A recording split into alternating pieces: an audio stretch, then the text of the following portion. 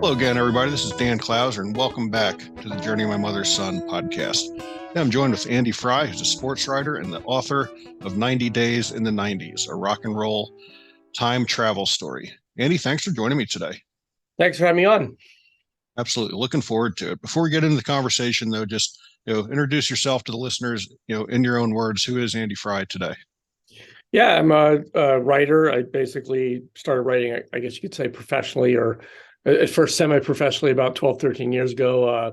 I worked in a cubicle. I worked in the business sector like anybody else, and probably always was a writer, just kind of dabbled, but didn't really have, I guess, consistent habits or whatever. And just back in the middle of the 2000s, I was just kind of blogging about sports to keep myself sane, and would kind of beg my 8 friends at home who were interested to read it and comment and so on. And just since then, like I made some goals back then. I didn't really know where it was going to go, but about 10 years ago, I wrote my first article for ESPN on the vertical called Page Two, and just kind of kept at it and kept writing kind of these oddball sports stories that were interesting to me, and I guess it had to be interesting enough for an editor to pick it up. And what was originally interviewing people about extreme sports and kind of things you haven't heard of, and like high school football players in the Chicago area where I live. It's sort of morphed into this thing where I've been able to interview athletes like Shaquille O'Neal and Tom Brady, and like other people you've never heard of who are runners and rock climbers and people from all walks of life. And in addition to that, I wrote a book about which just got published this summer, called 90 Days in the 90's. And it's about someone about my age who time travels back to the 1990's because she loves music and gets a little caught up in the music scene in, I guess her 20s, so on. So yeah, I've been lucky. I've been able to write and do something that I love. I mean, I guess compared to when I was 9 to 5 in the business sector, I've got 3 jobs now, but I'm a lot happier and I get to do the kind of stuff that I would prefer to do versus, take orders from somebody else and, do kind of boring businessy stuff. Yeah, no doubt. Yeah, well, when we connected as I have with many of my other guests through Podmatch, and when I was reading up on your profile and, guy who loves sports and music, I was like, well, that's the guy I want to talk to for sure, because I can talk sports and music with the best of them for sure. So where do you want to start? You want to start with sports or music?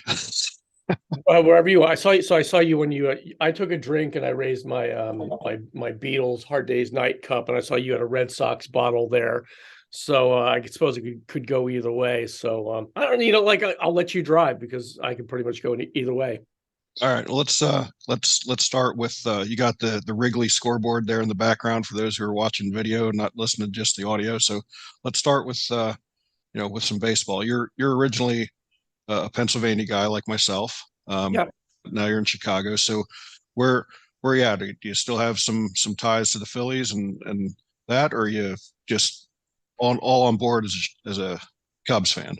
Yeah, I mean, as far as baseball goes, I've lived here so more than half my life now, so I can legitimately, I suppose, pick sides. If for my friends out there who, because I grew up in Philly, I should always be a Phillies fan. But I was born in Arkansas, and I'm not a Razorbacks fan, so I guess we can bounce around there. But yeah, I mean, I guess primarily for most sports, if the Flyers and the Blackhawks were again in the Stanley Cup, I would cheer for the Flyers. And I don't really have much faith in the Bears or the ownership of the Bears, but I like the fact the Eagles are 9-1 now, and I delighted. It was probably about 10 years ago now. I remember I was doing a friend a favor and watching their kid while they went out, I think, for an anniversary dinner, and it was a night that the Bears were playing the Eagles. I think they were hosting them, and the Eagles just kicked the crap out of the Bears. It was delightful to watch. I mean, it was like, by multiple touchdowns, they kept sacking. I guess Jay Cutler had to be the quarterback at the time. Jay Cutler wasn't going to scramble and run away anyway, so he just got decked nonstop, and I thought that was great. So, but the Cubs are kind of a different experience. Like I feel like you hear, if you ever meet someone who grew up in the UK or Spain and they follow a certain football team, whether they're from the actual town or not, that can be more of kind of a cultural experience. There's few experiences like that in the U.S. I guess probably what I'm told from my people of my dad's generation.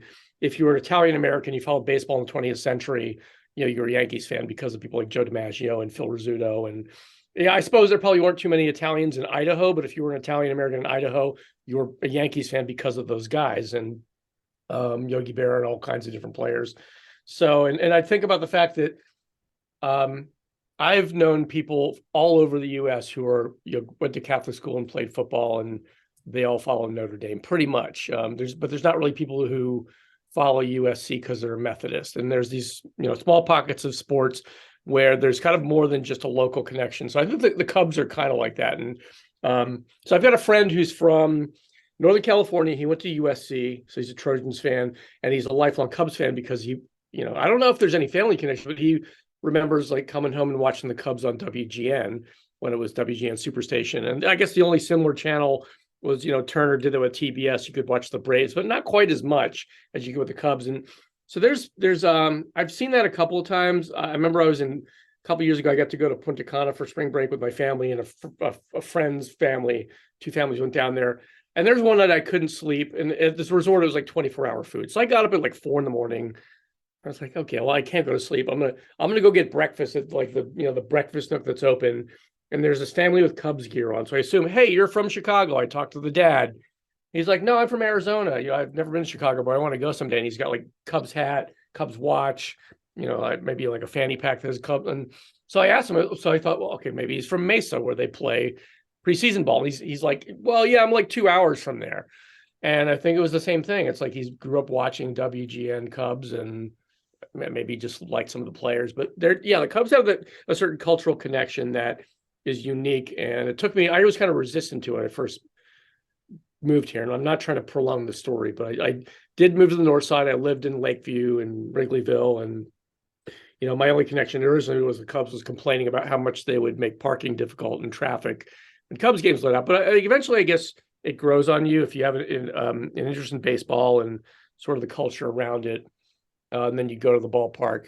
Either you continue to be resistant to it or it grows on you. I guess it grew on me. And, 20 some odd years later, I'm, I've got a Wrigley Field fat head on my wall that looks like the manual sign scoreboard at Wrigley and some other stuff all over the house here. Yeah, and it is funny because a lot of times people ask me, again, like you being a Pennsylvania guy, how I became a Red Sox fan. And, not having the WGN connection like the Cubs had to reach so many people. Yeah. I actually fell in love with Fenway Park long Mhm. before I even realized, what the Red Sox were. Because my brother had this book of all the major league stadiums, Yeah. and I was completely mesmerized with Fenway Park. I would go back to that and just look at the dimensions and everything Yeah. about it, and was just totally mesmerized by it. And the first little league team I ever played on was called the Red Sox. Okay. I never even put two and two together until my brother said, that's the team that plays in Fenway Park. And I was like, boom, I was sold from that point on, lifelong Red Sox fan at that point, which, Nice. turned into long suffering up until 2004, which as a Cubs, converted Cubs fan, you can relate to as well. Yeah, I think there's and Fenway. I've been right by there. I was just in Boston this summer. We didn't get a chance to really spend much time there. I was there with my son. I was actually covering a Red Bull like sporting event, but it's kind of neighborhoody like Wrigley Field. It's a little trivia piece. I know that I don't know if you can find any documentation of this, but so I've interviewed Billy Corgan from Smashing Pumpkins a couple times, and he's a diehard Cubs fan. And I think I still have recorded interviews. He was kind of talking through like what the Cubs needed to do and all the stuff that diehard fans do.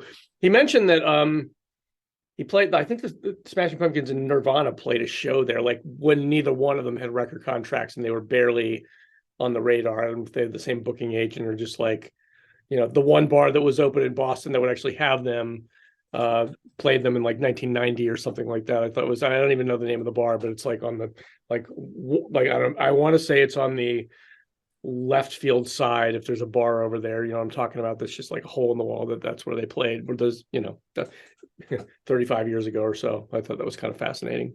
Yeah, it is funny how you have all these kind of little intertwined things for sure. Mm-hmm. So what got you into sports writing in general? I mean, what was the opportunity that knocked for you there? Yeah, I think it's just all the stuff that I just kind of brain dump that I'm fascinated with, the kind of the cultural context of sports. I've done play-by-play for different sports. I've done like game recaps and stuff, and that's fun. It's not my favorite thing to do, but I'm more interested in sort of the cultural ties of sports and, some of the untold stories. So like to give you a little background, I always, for whatever reason, I always like reading sports articles and non-sports publications. So my dad used to get a ton of news. We get like a couple newspapers every weekend and magazines and all this stuff.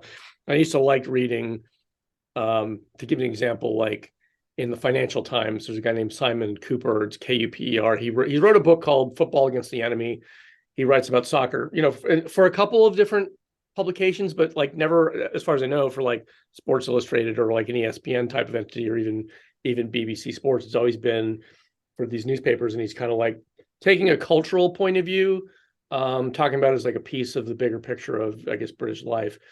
So I've always loved those kind of things, and like on some of the major newspapers, the Saturday paper, which is kind of like a throwaway because everybody is looking for the daily paper or the Sunday. Sometimes like the New York Times and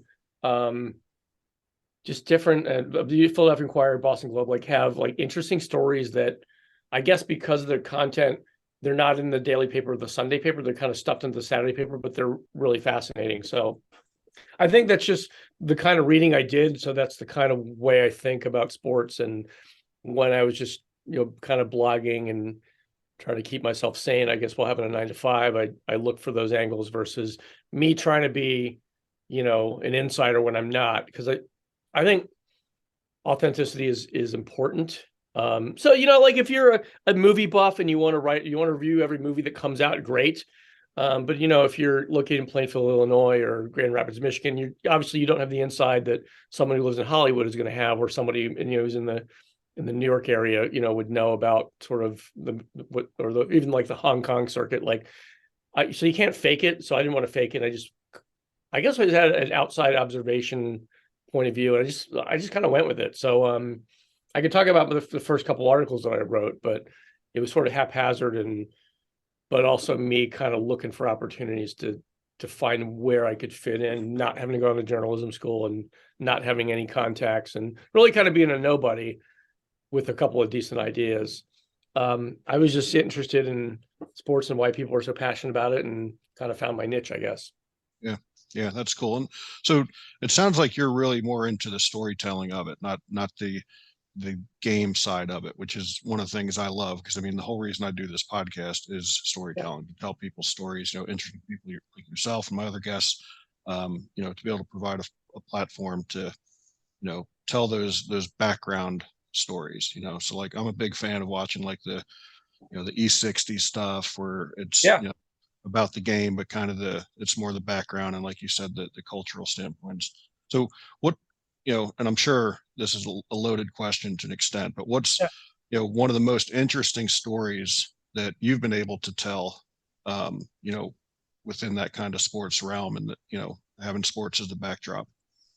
Well, so I always feel like because I write about 800 to 1,000 word articles for Forbes now. And when I was writing for Rolling Stone, it was, I got to interview Gronk, Rob Gronkowski. I covered the World Series a little bit. And again, it was kind of a high level, sort of, obviously writing for Rolling Stone is it's not being on the field. Like I remember going the 17 World Series at Dodger Stadium, and we're having, BP batting practice. So we're all around. And then there's Corey Seager is like taking swings. And he's probably like 6'3" and weighs what I weigh. I'm 5'7" and all muscle. And he's cracking the bat. And every time he makes contact, I feel like I'm feeling vibrations of that in my face. But the only people who were actually on the field were Ken Rosenthal, who's like, 5'2", and maybe Tim Kirkjian was there. And I suppose if they hadn't thrown him out yet, Jim Gray was probably down there too. So I'm bringing this up because it was just, there's so many little like side stories that come up, and I don't like to get in people's nosy business or traffic and rumors, but I like, so to give you an example, like I like talking about food with professional athletes because they like to talk about what they do on the grill or their secret recipe that they keep talking up, but they won't give you what the recipe is for their barbecue or their, I don't know, certain type of thing that they make. So one of the first people I interviewed when I got to Forbes and I was kind of looking for articles, was I got to interview Johnny Bench, and he talked about baseball mostly being a catcher and why being a catcher is the greatest position, of course, and barbecue and like, what he does in his barbecue. And I think at the time, this is probably 4 years ago, he You know, he had I think his sons were in high school or college age, and they were, tall boys who probably eat 5 times a day. So what he would say was like, I fire up my grill, I make the burgers and dogs, kind of get their stuff out of the way. So then I can concentrate on my, my barbecue and how I like to make my steaks. And he had his strategy. He's got his rub, and he likes to get his grill as hot. He lives in Florida, by the way. So he likes to get his grill as hot as possible to put the steaks in there to basically not move. And as soon as they're ready to flip and come out, they're off. So I think he probably eats rare, medium rare, and he likes the outside really brown. I'm getting from what he was telling me. So this was fascinating to me because, I talked to somebody else and talk to the NASCAR guys and they're all about Carolina barbecue. Yeah, but then they'll talk about, well, I really like a steak on the grill too. That's my favorite thing. I talked to Adam Wainwright, who's a lifer from the Cardinals, who gave me flack about being a Cubs fan, and invited him to say whatever nasty things he wanted to say about the Cubs. And we talked about, and so I don't even eat meat anymore, but and I was kind of getting away from eating meat at the time. And we talked about barbecue, and a little side note on him is like, he's from Atlanta and he's been in St. Louis his whole career. And he's like, yeah, actually St. Louis barbecue is my favorite. He's like, I just can't deny it. I want to be all Carolina Southern barbecue, but the ribs they make here are tough to beat. And I actually gave him a recommendation of a place to go in Cincinnati, which is kind of cool. A place that my son likes called the Pontiac Grill, which is all ribs and like cornbread the size of your head. And so just talking about food with these athletes who, they could talk about their achievements and you could poke their ego, but they'd rather talk about making potato salad, or what their grandma used to make them. I think that's fun and fascinating just the same. So yeah, those things just happen. There's so many people who are asking about their batting average and their launch angle and this and that and the other thing. So I think an opportunity to talk about barbecue and potato salad is probably a welcome relief from the normal topics that they're being approached with in most cases, for sure. Yeah, it can be refreshing. I think it's people like to be authentic, and if you're going to throw someone sort of a nosy BS question, they're because I've had people say, look, how many times have athletes been rude to you? And the answer is probably, with the exception of one skydiver whose name I don't remember, everybody's been cool. Like nobody's snapped back at me and said, why are you asking that question? Or I don't feel like answering that. And that's, I think, just a matter of keeping a conversation like you and I are doing now. I think people appreciate being treated like people, and it doesn't matter if I've never interviewed Michael Jordan or LeBron or Serena or David Beckham, but Shaq, twice I've interviewed him, and he's down to earth and he wants to talk about food and barbecue and what he's doing for the community as much as he wants to talk about, dominating on the inside, blocking shots and all that fun stuff. Yeah, no, and I think that really just shows the human connection. A lot of times we want to put athletes and musicians up on a pedestal, but at the end of the day, they're really just like you and I, just, have a much better jump shot, or can rebound better, can hit a fastball or throw a curveball better than what we can, Yep. So let's shift a little bit to music before I get too caught up, because we could go on and on with sports for sure. But so like you said, you saw my Red Sox cup. You're drinking out of a Beatles cup. Let's start there with the Beatles. What's the connection there with the Beatles and your cup? Well, so I mean, obviously, if you're a rock and roll fan, I know a couple of people who are like, oh, the Beatles are overrated. But they're few and far between. So it's kind of like, I don't know. Yeah. If you're into barbecue, you can't hate wings, right? So, the Beatles are cornerstone. I actually got this. I think I got this for my son, this cup, and we've lost the lid and the hard straw that comes with it, and now it's just sort of my cup I take, so I make sure I'm drinking enough water every day. But actually 4 years ago, so the last World Cup was in Russia, and I was in England right when it started, because my wife was teaching a class in Europe. So the three of us went as a family: my son, myself, and my wife. And we hung out in London for a couple of days and kind of like stopped at a pub to watch a game. And so after, I want to say, the Brazil-Mexico game, which Brazil won, unfortunately, we were hoping for Mexico to pull off a win, because they had just beat Germany right before that. We walked over to Abbey Road, which was kind of a log walk, but refreshing nonetheless, and got there just right when like the shop closed and all the stuff the public can see. But we walked across the crosswalk, we took pictures, and there's all kinds of graffiti on the outer wall of Abbey Road. And I remember taking a couple pictures of like People had written like Mexico won, Germany nothing, and all these recent sports scores, but also like Beatles quotes. There's I think someone asked if you ever see Hard Day's Night, there's a scene where they're all being asked a bunch of questions. They have quirky answers, and someone asked Ringo, "Are you a mod or a rocker?" And he said, "Yeah, I'm a mocker," and that was his quote. And I think someone asked John Lennon, "How'd you find America?" And he said, "Turn left at Greenland." So, those movies are great. I always think that I love Guy Ritchie films too. I'm not particularly into like the gun violence, but it's more the wit and the dialogue. And I always think that Guy Ritchie was influenced by Beatles movies because they're basically the same thing as Beatles movies, except with guns and cursing, like especially Lock, Stock, and Two Smoking Barrels, my favorite Guy Ritchie movie, very much like a Beatles movie. And I think just it shows that the Beatles were more than just these great musicians that sold a ton of records. That the reason that they're still relevant, and my kid who's 16 cares about them, at least to some degree, is that they made an imprint culturally, and they, I guess when they're interviewed, they're very relatable too, and that probably made them accessible in a way that Elvis had a little bit of that. But I think for as good or bad as music can be, I think people relate to rock stars and public figures when they're relatable. I don't think that Kiss were really great songwriters. Obviously, they have the showmanship going, and they run like they run show business better than Siegfried and Roy or anybody else who's ever stopped on the stage and done anything. But I think it was more that their fans loved them because of the show they put on. They were accessible. So the Beatles were kind of the starting point of that. But I like all kinds of music. I mean, I can talk about music from all subgenres, and I have my favorites in each. But the Beatles, I think, were really kind of the starting point for everything that we consume in terms of pop culture these days. There's always a little piece of them everywhere. Yeah, no doubt about it. You mentioned Elvis a little bit, and we were actually in Memphis back in March of this year, and went to Graceland. And I can't say that I was ever a huge Elvis Presley fan. My parents were big fans. I actually distinctly remember the day he died, because of how much it affected my parents. My dad coming into the living room, he was like, "Oh my God, Elvis Presley died," and I was just playing with toy trucks or something, and just like, "Oh, okay," but yet that moment still kind of sticks with me. Yeah. But when you actually go to Graceland and see the impact that he had on really every other musician that's out there for the most part, like even you mentioned Kiss. There's there's an exhibit at Graceland that talks about, it just has an exhibit of a bunch of other musicians who are telling their stories about how much Elvis impacted their musical genre, their taste, everything about them as a musician. And Kiss was one of those bands in that exhibit. And when you think of Kiss and you think of Elvis Presley, you wouldn't think that Elvis Presley had a huge impact on Kiss's style.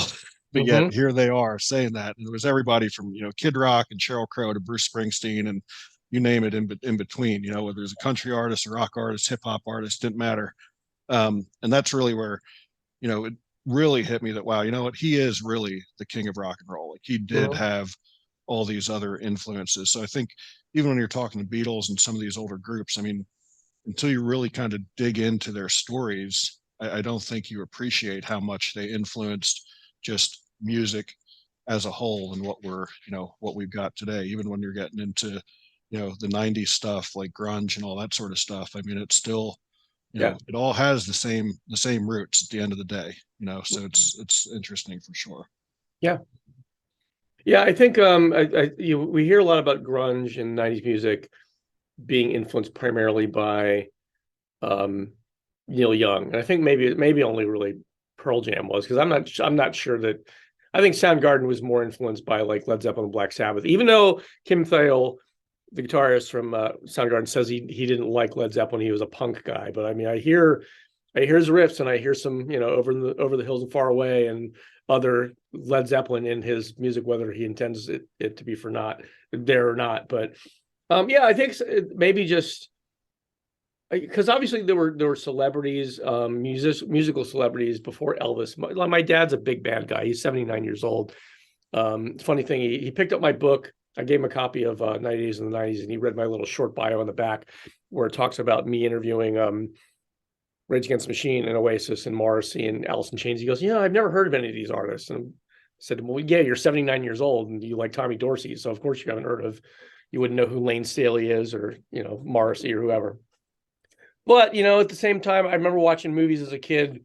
I didn't even know the names, titles of the movies, but were like, Tommy Dorsey's in the movie. And just like Elvis was in Elvis movies, there's that imprint. And I think obviously Elvis, we can have an argument about who the first rock and roll star was, whether it was Elvis or Jerry Lee Lewis, because they kind of hit the pavement at the same time. But I think Elvis is the first one that really kind of took the mantle as a public celebrity, but a rock and roll one, just like Bob Marley did with stuff that wasn't rock and roll directly. It was, reggae or world music, however the first international superstar of the third world. That's Elvis and obviously Bob Marley are kind of akin that way. Right. Yeah, no doubt. So what led you to write the book 90 Days in the 90s, and what was the inspiration behind that? And obviously a writer all your life, even though you didn't quite realize it until the last 15 or so years. But yeah. What was the inspiration? Because writing articles is a lot different than writing a book. Coming from a fellow author, what made you say, hey, I'm going to put all this stuff into a book? Because really a book is just a whole bunch of blogs put together. Yeah, there's probably two things. So one, I was actually 5 years ago, Easter, I was walking around, I've been punching away at my computer. I'm probably doing I did some editing for a while for some trade publications. So I was probably doing that. It was a Friday. The girls went out to get their nails done. The boys went out to the golf course, and I was, basically by myself walking around on Friday. Needed to take a break, put my headphones on, walked for like 2 miles. I was listening to 90s music, and I think I probably had a thought that I'd had before, which was like, would it be great to go back in time to see this show, whatever band I was listening to was 90s band, or to go back to Chicago when I first moved there, when I had, strangely, like when I had a lot less responsibility, more time on my hands, I also had less money, but I would still go to shows and pony up $13 to see a band or whatever, or maybe go on a night when Lounge Acts or Double Door had like a cheap show or a show that was free. And just thought about that, and I found myself kind of in the middle of this sidewalk, like taking notes on my phone, my old crappy Android at the time, and making a note in my head saying, I've got a lot of cool ideas here. I've always wanted to write a book. If I care about this idea in 2 weeks, I'm going to try to start writing a book and see where it goes. Not having any idea where it was going to go. But as I thought more about the 90s and bands and kind of the politics and what was going on in the world then, and also like TV and movies and so on, just kind of like I thought about this kind of landscape and scene that I feel like has not been, I mean, maybe it has, but I think for the most part, it hasn't been detailed in the way that I saw it. So I've read books from the 90s and late 80s about Gen X, like Bright Lights, Big City, and Generation X, the book by Douglas Copeland came out, I think, in 91 or 92. That kind of missed a lot of stuff because of when it came out. And I thought about the fact that there's this whole thing with grunge and indie, and I wanted to kind of, at some point as a writer, kind of tell the story of when it wasn't really a flick of a switch, but we did go in the late 80s from radio being New Kids on the Block and Debbie Gibson and Madonna imitators to Nirvana, Alice in Chains, or even maybe more poppy people who wrote their songs and played guitar like Alanis Morissette or Lush or Sean Colvin or whoever. And then it wasn't, we for at least for a while, the focus was on authenticity and creativity and artists, letting the artist do the artist thing instead of, a producer in LA finding another hair band that was just like the last three that they put out that had hit records and sticking them on stage in a tour bus. So that was, that kind of actually, we talk about Nirvana and Smells Like Teen Spirit and Nevermind coming out, which actually came out in the late summer 91, which I do think is sort of the musical beginning of the 90s.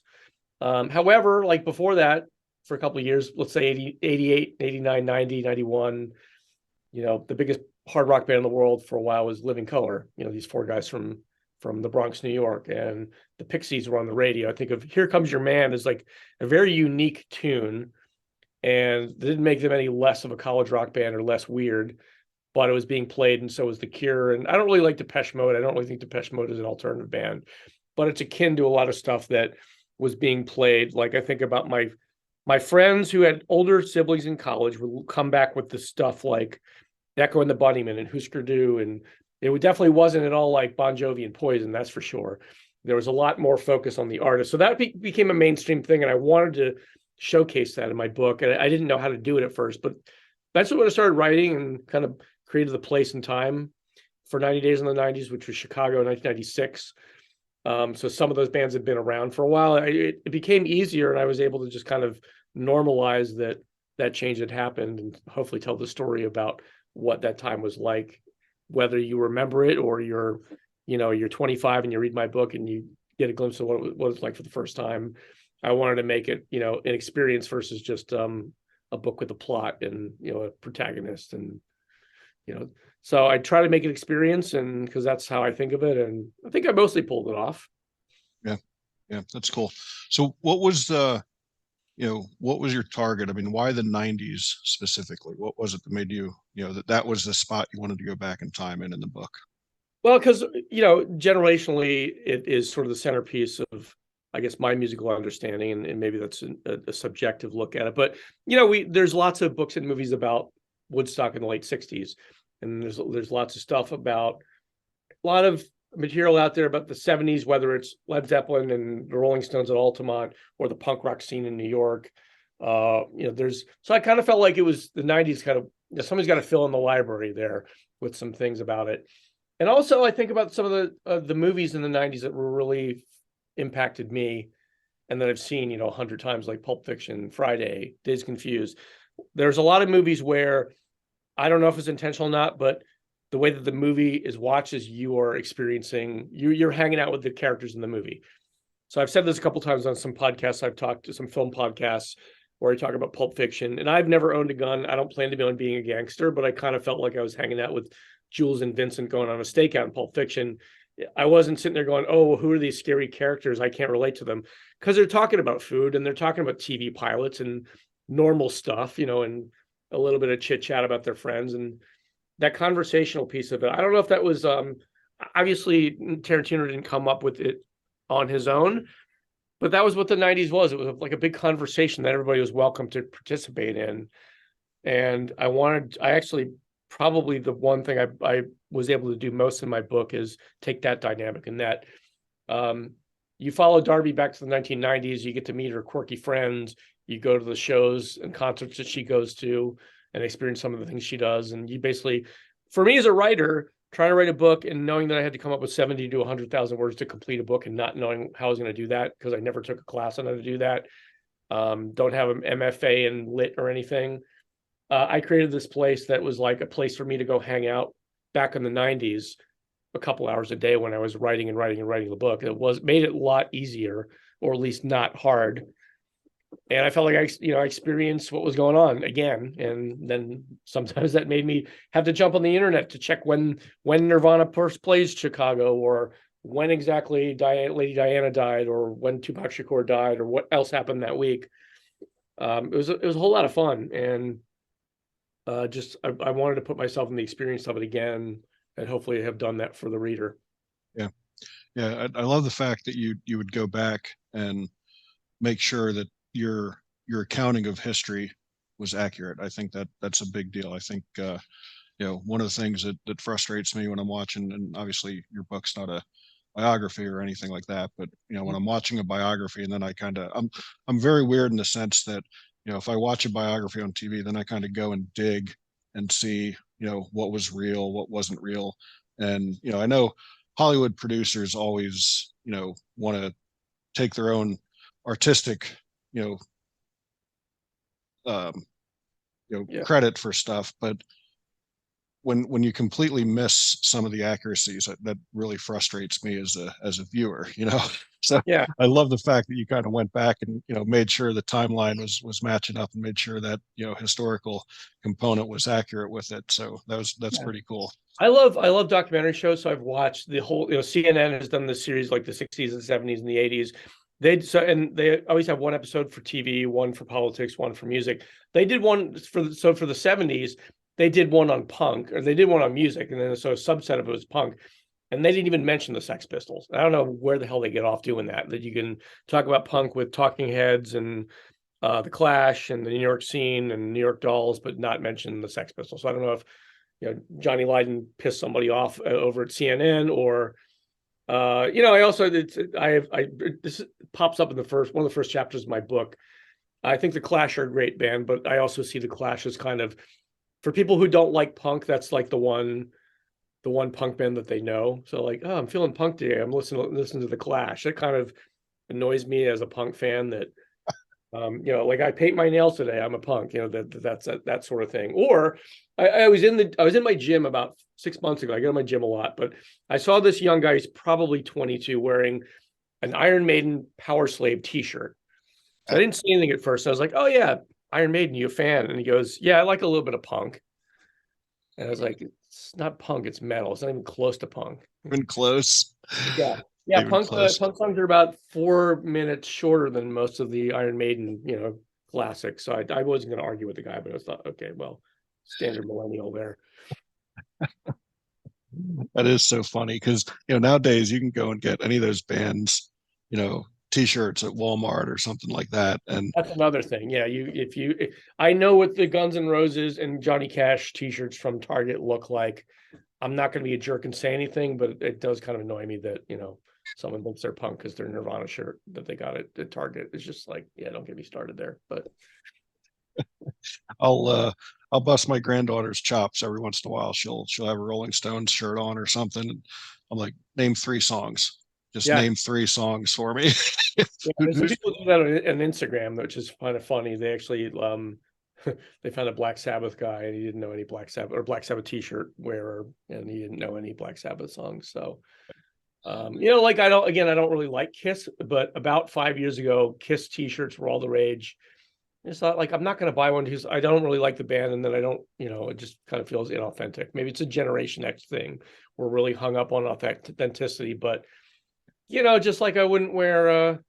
I could probably name one song by Justin Bieber, but that's not enough for me to wear his t-shirt. Right. I'll be nice and stop there, but yeah. I'm with you there. Um, so is there anything that we didn't talk about that you'd like to bring up to the listeners before we move on here? Yeah, my book 90 Days in the 90s, obviously, it's very music heavy. Generation X people and people who love the 90s will like it. Two things though, like I think anybody who is as an interest in American pop culture will like it. If your favorite artists are Celine Dion and Gloria Estefan, yeah, you're probably not going to get much out of my book because it's about all kinds of music, but you don't have to know deep cut about the MC5 to get what I'm talking about, or have been to the first Lollapalooza. But I also wanted to say that a portion of the proceeds of my book go to an organization called Katie's Kids. It's KTSkids.com, and basically it's an organization founded here in Chicago. So I volunteer with them a little bit, and what we do is we take kids who have physical disabilities to field trips. So like think about like the big museums that you love. Like in Chicago, we have the Museum of Science and Industry, which is pretty huge, and that will tire me out on its own. Obviously, if you have difficulty walking or standing, that's going to be hard to get down there, much less go around. So what we do is we'll take kids to museums, Bulls games, stuff like that. So a portion of the proceeds from my book. If you have no other reason to buy it, go to Katie's Kids, and that helps us, do the fun stuff for them and get them out and basically get them to see Chicago and all the cool things that are going on here. So yeah, it's my little plug, and great people. So I love that. I love that you're giving back through the proceeds of your book. That's very cool. Yeah. So Andy, how can people find you? How can they get a copy of the book? All that fun stuff. Yeah, if you want a signed copy from me, it's the same price as trying to buy it anywhere else. You go to 90daysin90s.com. And I'll sign a copy for you, send you some swag in the envelope there. Otherwise, if you're on Amazon all the time, you're shopping for, holiday stuff or groceries or whatever. Obviously, any good book is on Amazon. So 90 Days in the 90s is there. You'll be able to find it just for the red cover. Or, also I know there's a lot of people who will buy from local shops. There are probably some in Chicago. If you live in, I don't know, Paducah, Kentucky, and you have a independent bookstore you like to go to, they may have to order it for you.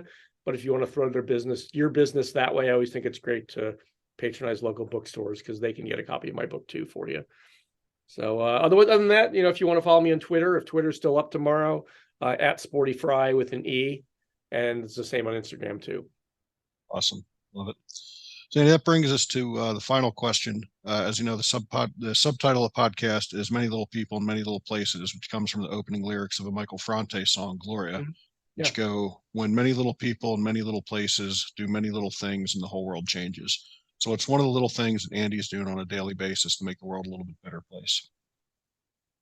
Well, I mean, I tend to not think that what I do affects too many people, but yeah, I got a 16-year-old son. I'm raising him, and first and most important, I'm giving him a good sense of good taste in music, so he doesn't go out in the world and become a Justin Bieber fan or whatever. But yeah, he's a good kid, and what I see from like him and his friends, I guess they call him Gen Z now, is that uh, even like without even getting into politics, I feel like they have a more of an interest in concern for the world, and when they get there to do things that are, I mean, it's obviously we got a lot of problems in the world and a lot of things that need to be solved. So I'm just trying to, raise my son to kind of keep his mind focused on the fact that, it's not all about just him and his interest, and, that there's other people in the world that need help, and that there's things you can do. So I think he's already got that. I don't really need to harp on that, but I think, that's, I hope that's an important thing that I do every day, keeping him involved in what's going on in the world, and knowing that he can, make a difference when the time comes for him to do things. Yeah, absolutely. No, I think that's definitely a big deal. Being a good parent is a big deal for sure. So, Andy, I love having this conversation. Appreciate you being on the show. For those out there listening, be sure to check out my other podcasts and blogs at journeymymotherson.com or danclouser.com.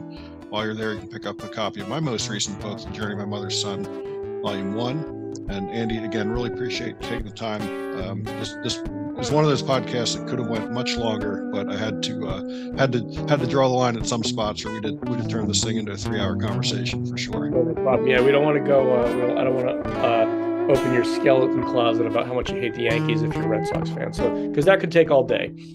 Well, if we ever get out in the Chicago area, which I'm sure we will, we'll look you up, and we'll get together and we can have that conversation then. All right, good deal, man. All right, thanks a lot.